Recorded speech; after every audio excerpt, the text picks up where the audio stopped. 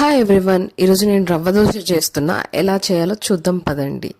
దానికి కావాల్సిన ingredients: 1 cup రవ్వ, 1/2 కప్ బియ్యం పిండి, 1/2 కప్ మైదా.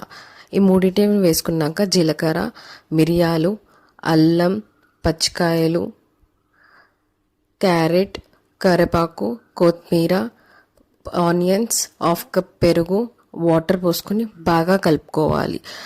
అవి సరిపోకపోతే ఇంకా యాడ్ చేసుకొని సాల్ట్ కూడా సరిపడా వేసుకొని బాగా కలుపుకోవాలి. 1 గంట పాటు పక్కన పెట్టుకున్నాక మనం రవ్వ దోశ వేసుకోవాలి.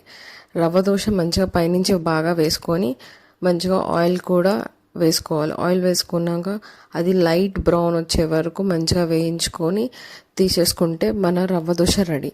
ఇలాగా నేను ఇంకొక రవ్వ దోశ కూడా వేసుకున్నా. మంచిగా వేసుకొని మంచిగా ఆయిల్ యాడ్ చేసుకొని మంచిగా బ్రౌన్ వచ్చేంత వరకు కాల్చుకొని తీసేసుకుంటే మన రవ్వ దోశ రెడీ.